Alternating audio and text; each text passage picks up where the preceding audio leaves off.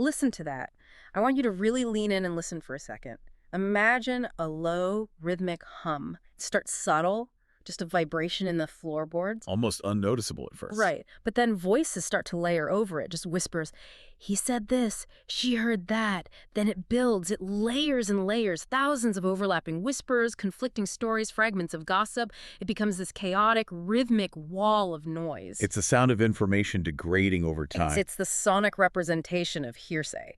It is the audio equivalent of a game of telephone played by millions of people over 250 years. It is deafening. It is confusing. It is the sound of history being corrupted. And frankly, it's unbearable. But then, cut it. Total silence. Exactly. Stark, absolute silence. The chaos vanishes. And in that void, a single, pure, resonant frequency takes over.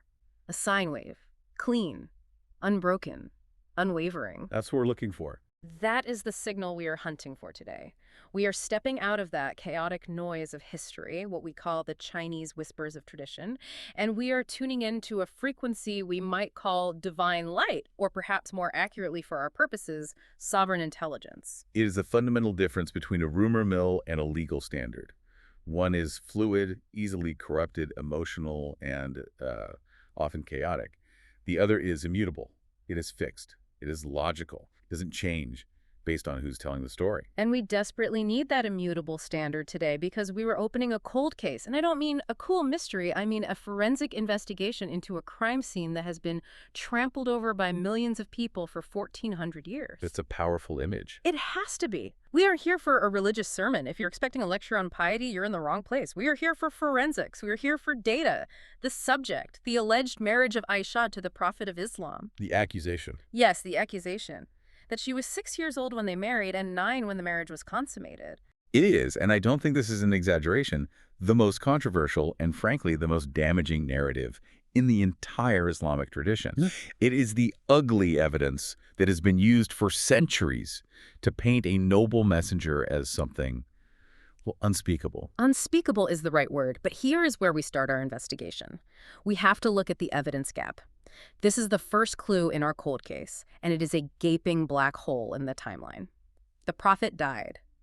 Then, for 250 years, radio silence. Nothing. Nothing written down, no tape recorders, no verified transcripts, no cloud storage, just people talking to people who talked to people who maybe knew someone who heard something. That is a massive void. 2.5 centuries is an incredibly long time for a story to mutate. I mean, to put that in perspective for you, imagine if the history of the American Civil War or the founding of the United States wasn't written down until today. Right. And up until this morning, everything you knew about George Washington or Abraham Lincoln was just stories passed down from great-grandfather to grandfather to father. Would you trust every single detail? I wouldn't trust half of it. I wouldn't trust a tenth of it. Stories change. Agendas creep in. Memory fails. Details get exaggerated for effect. Yet this hearsay, this massive game of telephone, has been elevated to the level of divine law. It's astounding when you think of it that way. It's this utter dismay. It's like we've corrupted the historical record with a game of telephone and then decided to base our entire moral code on the corrupted version. It makes you want to scream at the history books. And that is where the tension lies for this deep dive. You have the rationalist standard versus the empiricist cold case. On one side, we have these chaotic whispers, the Hadith literature, which are historically fluid and, just prone to human error. That's my side of the table. The data, the timeline, the forensics. And on the other side, my side, we have the immutable system of the Quran. Think of the Quran not just as a holy book for a moment, but as a binding legal contract, a constitution. Okay, let's unpack that. Because if the Quran is the contract, then the Hadith is just Right. the gossip in the lobby of the law office. Precisely. That's a perfect analogy. The text of the Quran appeals to sovereign intelligence. It demands you use your reason. It constantly asks, do you not think? Do you not reason? Do you not reflect? It's engaging you as a rational being. Yes. In contrast, the tradition often demands blind following, what's called taqlid. We are dealing with ancestors who, in many cases, as the source itself says, were devoid of wisdom, yet we are asked to follow them off a cliff. So here is our mission statement for this deep dive. We are going to strip away the ugly evidence of tradition. We are going to look at the glitch in the history books. We are going to use the universal logic of maturity to see if this narrative even holds water. And we should warn the listener. I have to warn you, the listener, We are going to use some shocking language today. We are going to deconstruct what some sources call the absurdities and abominations attributed to a noble man. We aren't pulling punches. This isn't a comfortable conversation. We cannot afford to. When the stakes are this high, the character of a prophet and the safety of children politeness is not a virtue. We need truth. Okay, let's get into section 1. The methodology. Hearsay versus the immutable contract. I want to talk about this glitch of tradition. You know when you're watching a digital video and the data gets corrupted, the image smears, the sound stutters, that is a glitch. A data error. Exactly. When you open books like Sahih Bukhari or Sahih Muslim, you were supposed to be looking at the gold standard of history, right? That's what we're told. That is the claim.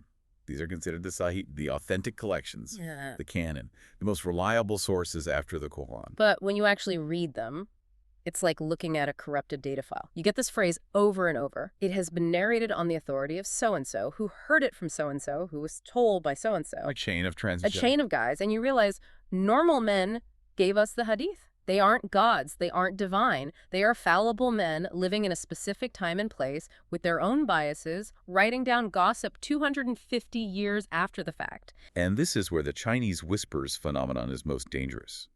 You see, a scholar might look at a chain of narrators and say, these men are honest. Okay, maybe they were. But honest men can be mistaken. Honest men can forget. Honest men can be influenced by the culture of their time, which, let's be frank, was often deeply misogynistic. So even if the chain is sound, the information can be garbage. The frightening part is that scholars will sometimes find a narration that is 100% against the diametrically opposed to the immutable contract, and yet they retain it in the book. Why? Why would they do that? Well, they might label it weak, or they might do these incredible mental gymnastics to try and reconcile it, but they don't delete it. It's like they're afraid to question the authority of the original narrator. That is what blows my mind. What kind of scholar includes a narration that insults the prophet or contradicts the very book they claim to follow? It's a dereliction of duty. It's intellectual malpractice. It's placing the word of a man from the 9th century above the clear text revealed in the 7th. We have to realize we are not obeying God when we follow these stories. We are obeying men who lived centuries later. It's idolatry of the narrator, plain and simple. Let's contrast that with the orchestral logic of the Quran. If you listen to the text itself, the logic swells like a symphony. It's consistent, it's coherent. And specifically, let's look at the definition of marriage. Okay.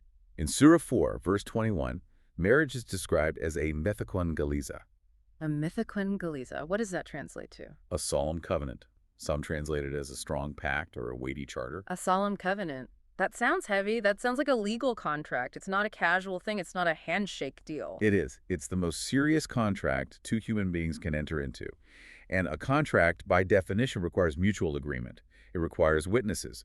In the Quranic system, you need 3 witnesses and a contract. Right. So the terms have to be clear and both parties have to agree. Now, applying the universal logic here, can a 6-year-old enter into a legal contract? Absolutely not. It's laughable. A 6-year-old can't even sign for package from Amazon. A 6-year-old can't agree to the terms and conditions on an iPad app without their parent doing it for them. Of course not, because they lack the capacity to consent. They don't understand what they're agreeing to. Exactly. The logic of consent is paramount. A contract can only be agreed to by someone of sufficient mental and physical maturity to understand the terms, the obligations, and the consequences. And marriage is the most complex contract of all. It involves finances, emotions, family, the future.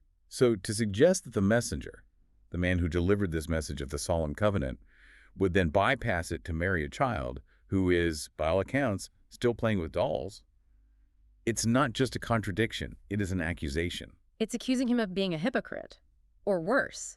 The source material we're looking at today says that attributing child marriage to the messenger allows enemies of Islam to accuse him of pedophilia. And honestly, let's be blunt, if you look at the Hadith narrative, married at 6, consummated at 9, it gives that impression. It's indefensible in the modern world. It takes ignorance and, frankly, shamefulness to a despicable low level, because you're handing a weapon to people who want to attack him and the message. And for what? To defend a piece of hearsay from a man who never even met him? It's madness. And we must ask, is there wisdom in this? The apologists will say, oh, there is some hidden wisdom. But there is no wisdom in marrying a child. There is no basis in the Quran. It is an act that, if performed today, we would call a crime. So why do we accept it in the past? Because we've been told to switch off our brains, Oh. to just accept it. But we're turning them back on. Let's move to section 2. The universal logic of maturity. We need to define this term, Rusd. Rusd. It's a key term. It means sound judgment. It's about cognitive maturity. It's not just about age. And the Quran gives us a very practical test for it. This is the orphan asset test. I love this because it's so grounded in reality. It's in Surah 4, verse 6. Can you walk us through that verse? It commands guardians to test orphans. You don't just give them their inheritance because they hit a certain birthday. You test them. You observe them. And only when you perceive in them Rusd sound judgment do you release their property to them. So the standard for financial independence is cognitive maturity. Yes. And the verse explicitly links this to the age of marriage. It says to test them until they reach the age of marriage, and if you perceive sound judgment, then give them their wealth. So the verse effectively sets a standard for adulthood. It links marriageable age with sound judgment. The implication is clear. You cannot be a marriageable age if you do not possess sound judgment. It's a single, unified standard. You're an adult when you can handle your own affairs, both personal and financial. Which is common sense. So let's pose the rhetorical question. Would you give a 6-year-old control of a business? Would you hand a 9-year-old the keys to a bank account, the deed to a house, or a plot of land? No. Of course not. They would buy candy or lose it. They do not have the cognitive capacity to manage assets. They do not understand value, risk, or consequence. They can't think long-term. Right. So the tradition tells us a 6-year-old is fit for sex and marriage intimacy, the most complex human relationship. But the immutable system of the Quran says she isn't even fit to handle money. That is a massive disconnect, Yep. a chasm. It's a contradiction that cannot be reconciled. On one hand, the Quran is protecting the vulnerable, ensuring they are not exploited financially. On the other hand, the Hadith narrative exposes them to the ultimate form of exploitation. It makes no sense. And this brings us to the definition of puberty versus maturity. Because the scholars, the apologists, have some, well, interesting definitions of when a girl becomes a woman. They often conflate biological puberty with holistic maturity. We have this quote from Dr. Zakir Naik in the notes. He lists the criteria: coarse hair, age 15, or menstruation. And he says, and I'm quoting, "The day the girl starts her menstrual cycle, she is supposed to reach the age of puberty, irrespective she may be below the age of 10. This is a biological reductionism that borders on the absurd. Yes, menstruation signals a biological stage, a potential for fertility, but does it signal maturity? Does it signal Rusd, sound judgment? Does it signal emotional readiness, psychological stability, Yep. the ability to run a household? Of course not. Even biologically, it's shaky. If a girl starts her period at 9, is she a woman? Her body is not done growing. Medical science tells us female skeletal growth, for instance, isn't complete until 16 to 18. A 9-year-old is still a child. Her hips aren't fully formed for childbirth. Her brain, especially the prefrontal cortex responsible for judgment and decision-making, isn't fully developed until her mid-20s. Precisely. The Quran in Surah 6.152 speaks of reaching full maturity of body and mind. Ashudahu. It is a holistic standard. It isn't just about one biological function. It's about the capacity to handle the stresses and strains of adulthood. So the Quran sets this high holistic bar, and the tradition lowers it to a single, crude biological marker. And that's where the cognitive dissonance really kicks in. The source material we're looking at points out a specific hadith regarding Ibn Umar at the Battle of Uhud. Right, the battle. Tell us about that. Ibn Umar wanted to fight. He presented himself for battle. He was 14 years old, and the Prophet sent him back. Said he was too young. Too young to fight. Yes. But the very next year, at the Battle of the Trench, he was 15, and he was allowed to participate. So there's a clear threshold set, even in the tradition itself. The tradition itself establishes a threshold. A boy is not considered a man, not capable of making life and death decisions, not ready for the responsibility of being a soldier until he is 15. Yeah. Yet we are expected to believe that a girl is marriageable at 6, that she is ready for the responsibilities of a wife and potentially a mother at 9. It implies that the standard for women is simply, do you have the right body parts? Well, the standard for men is, do you have capability and judgment? It is insulting to the intellect. It's degrading. It's the logic of normal men from a patriarchal culture imposing their desires and their worldview on a divine text that actually liberates and protects. But we're not done. We're going to get into the forensics now. Let's put the traditions aside for a moment and look at the historical data. Section 3, the cold case files. This is where we look at the other witnesses. I want to pull out the historical calculator, because when you actually look at the dates from other, more reliable historical sources, the math just doesn't add up for the 6-year-old narrative, not even close. This is the Asma calculation. It is one of the most compelling pieces of evidence because it relies on fixed biographical dates that are generally undisputed in history, even by the traditionalists who promote the younger age theory. Okay, walk us through it step by step. Let's not lose anyone. Fact A, Asma, Aisha's older sister. Fact A, historical sources like those from Ibn Kathir and Ibn Hajar state that Asma was 10 years older than Aisha. This is a widely accepted biographical detail. Okay, 10-year age gap. Got it. Fact B. Fact B, Asma died in the year 73 AH. That is, 73 years after the Hijra, the migration to Medina. And the same historical sources record that she was 100 years old when she died. Okay, so she died at age 100 in the year 73. Let's do the math. To find out how old she was at the time of the Hijra, which is year 0 on that calendar, we subtract 73 from 100. Which gives you 27. So Asma was 27 years old at the time of the Hijra. Correct. Asma was 27 at the Hijra. Now, if Asma was 10 years older than Aisha, as Fact A establishes, we simply subtract 10 from 27. Which makes Aisha 17 years old at the time of the Hijra. Exactly, 17. And historical records state that Aisha's marriage was consummated about 2 years after the Hijra. 17 plus 2 is 19. 19, not 6, not 9, 19. A young woman, an adult, by any standard, then or now. That is a discrepancy of a decade. How do you miss a decade? That's not a rounding error. That is a completely different timeline, a completely different person, a completely different story. It suggests that the 6-year-old narrative is a fabrication that was inserted later, perhaps to emphasize her virginity or purity, or simply due to the errors of the telephone game. But the biographical data of her own sister Asma anchors Aisha's age firmly in young adulthood. It's a mathematical impossibility for her to have been 6. It's hard evidence. It's a historical anchor. But wait, there's more evidence. Let's talk about the Jariya witness testimony. This is coming from Aisha herself. Yes, this is her own testimony recorded in the very same Hadith collections. She testified regarding the revelation of a specific chapter of the Quran, Surah Al-Qamar. What did she say?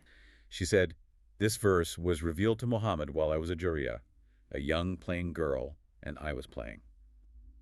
So she remembers the event. She was old enough to be conscious of it, to understand what was happening, and to remember it years later. Context is key here. When was Surah Al-Qamar revealed? Historians place its revelation approximately 8 years after the prophetic mission began.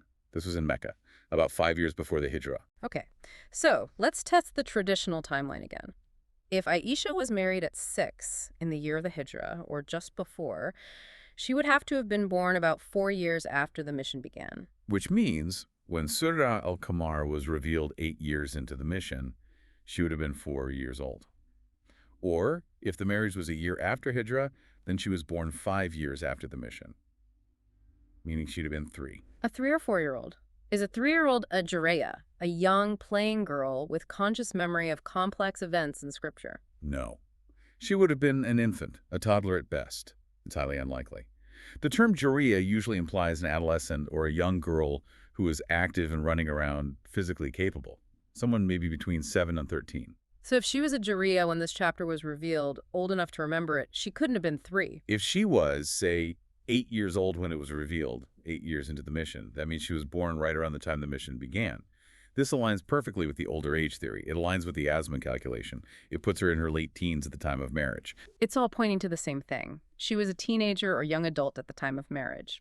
And then we have the Battle of Uhud. The Battle of Uhud took place in the year 3 AH. If we believe the traditional narrative that she was 9 when the marriage was consummated in year 1 or 2 AH, then at the Battle of Uhud, Aisha would have been roughly 11 years old, maybe 12 at the most. And what was she doing at the battle? Was she hiding in a tent? Quite the opposite. The records, again in Bukhari, describe her and another woman carrying heavy water skins on their backs to give water to the wounded soldiers. The description says they were hitching up their garments and running back and forth. Have you ever lifted a full water skin? Leather, filled with water. That is heavy. We're talking serious physical labor. An 11-year-old girl in the middle of a desert battlefield with arrows flying, performing the work of a logistics support soldier. It is highly, highly improbable. The physical strength required is significant. However, a 19 or 20-year-old woman, perfectly plausible, strong, agile, capable. Again, the physical demands of the role she played contradict the timeline of her being a child. And there is one more piece of social evidence. The engagement proposal itself. This is just the common sense test. It's about the context of the proposal. The Prophet's first wife, Khadijah, had died. He was grieving. He had children who needed a mother figure. He needed a partner, a companion, someone to manage his household. A woman named Hala bint Hakim comes to him. And she proposes two options. Few options. Sauda, who is a mature widow, or Aisha. Pause and think about the logic of that. Why would you offer a 6-year-old child as an alternative to a mature, experienced widow for a grieving man seeking support? It makes no sense. It's like saying, do you want this experienced adult to help you run your life? Or do you want this kindergartner that you will have to raise for the next 10 years? It's a nonsensical choice. It only works if Aisha was also a woman. A young woman, yes, but a woman capable of being a partner, of running a household, of providing companionship. If she's 16, 17, or 19, the proposal makes perfect sense. Do you want this older widow or this vibrant young woman? That's a real choice. If she is 6, the proposal is absurd. It suggests that the people around the Prophet were devoid of basic social logic. Which they clearly were not. So the math says 19, the witness testimony points to 19, the battle records suggest 19, the social context implies 19. But the glitch in the books, this one single narration from Hisham ibn Urwa, says 6. And people are clinging to the glitch like it's life or death. Because to question the glitch is to question the authority of the men who wrote the books. And for many, that authority has become an idol, more important than logic, history, or even the character of the Prophet himself. That brings us to section 4, the glitch in the text, or rather the glitch in how we read the text. Because the defenders of child marriage, and yes, I'm calling them that, they try to use the Quran itself to justify it. They point to Surah 65, verse 4. This is perhaps the most sick and perverted interpretation we encounter in this whole discussion. The verse discusses the waiting period, the iddah, for a woman after divorce. Right, the waiting period to make sure she's not pregnant. Exactly. And the verse lays out the rules for different types of women. And there's a phrase in there about those who do not menstruate, or those who no longer expect menstruation. Sound of a glitch here, folks. The traditionalist view, the apologist view, says, aha, those who do not menstruate must mean little girls who haven't started their periods yet. Therefore, you can marry little girls and divorce them. It is a monstrous, disgusting leap of logic. It's an interpretation born of a pre-existing desire to validate a cultural practice, not from an honest reading of the text. Let's look at the linguistics. The Quran uses the word nisa. Nisa, you mentioned this before. Nisa means women. In the specific grammar and usage of the Quran, it implies common women or wives. Adult females. It is never used for children.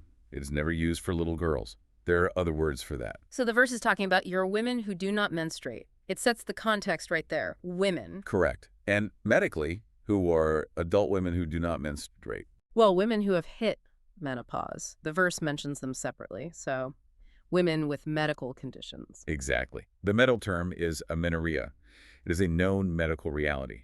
Extreme stress, serious illness, hormonal imbalances, extreme athletic training, eating disorders, all these can cause a grown woman to stop menstruating temporarily or for a long period. So the law is providing a clear ruling for these complex medical cases. It's being comprehensive. And there's also a condition called primary amenorrhea, where a woman is of adult age, say 18 or 20, but has had a delayed onset of puberty for various medical reasons.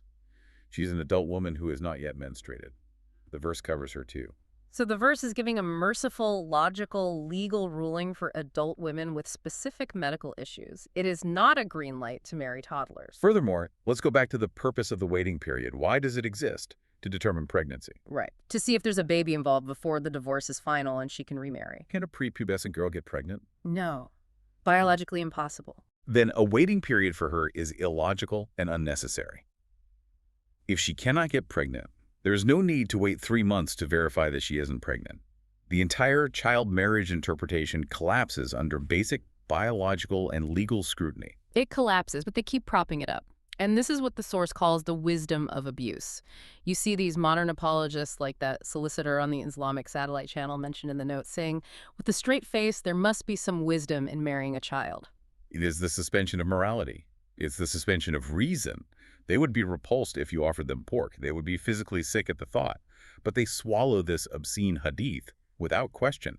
They defend the honor of a narrator for the 9th century over the honor of the Prophet. It's a grotesque misplacement of priorities. And then they pull the relative morality card. Oh, things were different then. It was normal. Lifespans were shorter. Girls matured faster in the desert heat. It's a checklist of bad arguments. Let's dismantle them. The short lifespan myth. Aisha lived to be 67. Asma lived to be 100. The first four caliphs all lived well into their 60s and 70s. People weren't dying of old age at 30. That's a misunderstanding of statistics that include high infant mortality and the hot climate theory. That one drives me crazy. It's junk science. Yeah. It's folk wisdom with no basis in biology. A hot climate might affect things by a few months, maybe a year at the absolute extreme. It does not speed up human development by a decade. Girls in the Sahara are not physically adults at 9 years old. It's a ridiculous assertion. And the argument that wrong is always wrong. The Quran claims to be the standard for all time, a mercy for the worlds. If it's disgusting and abusive now, it was disgusting and abusive then. Human biology hasn't changed. The vulnerability of a child hasn't changed. And here's the final proof on that point. If the Quraysh, the sworn enemies of the Prophet, who looked for any reason to mock him, who called him a sorcerer, a madman, a liar, if they didn't mock him for marrying a child, it isn't because child marriage was normal. It's because it didn't happen. That is a powerful point. If he had married a 6-year-old, his enemies would have had a field day. Look at this man claiming to be a prophet, playing house with a baby. It would have been their #1 talking point. But there is radio silence from his opponents on this issue. Why? Because he married an adult. There was nothing to mock. He married a 19-year-old woman. So we have 3 timelines floating around in the sources. The ugly. 6 years old, based on that one glitched narration in Bukhari, the bad neutral. 16, 19 years old, based on historical forensics and math. And there's a third theory. The good. That she was actually 48 years old. The widow theory. Yes, this is a less common theory, but it posits that the word used for her status was misunderstood and that she was a widow, not a young girl. It aligns with the idea that the Prophet married women primarily to provide protection and support widows, divorcees, not for physical desire. While the 19-year-old theory is the most historically robust based on the math we did, the 48-year-old theory aligns even better with the Prophet's established character of marrying widows. But in any case, the ugly version, the 6-year-old version, is the one championed by those the source calls deaf, dumb, and blind. Those who refuse to use their God-given reason. So we move to Section 5, the verdict. We have to look at consent. We talked about Rusd, maturity, but let's talk about consent directly. The Quran, Surah 4.19, it is not lawful for you to force women into marrying. Force is the key word. The marriage must be based on mutual consent. Now look at the Hadith regarding Aisha's consent. The tradition claims her silence was her consent. Her silence indicates her permission. That's the quote from the Hadith. For a child, silence is not consent. Silence is fear. Silence is ignorance. Silence is confusion. Silence is, I don't know what is happening and these adults are all looking at me. To equate the terrified silence of a child with the informed consent required for a solemn covenant is a violation of the sovereign intelligence of the text. It equates the prophet to those pagan guardians who used to bury their daughters alive. It's a figurative burial. You're killing her childhood, her agency. It's a pagan practice dressed up in Islamic garb. And we must critique the fatwas, the legal rulings that exist today based on this flawed premise. There is a view mentioned in the source that Sharia is realistic, claiming that if a girl can bear it, physically endure intercourse, then it is permissible. Bear it. That phrase makes my skin crawl. It's the language of an ordeal, not an intimate relationship. It sounds like torture. If she can survive the abuse, it's legal. It is the logic of depraved minds.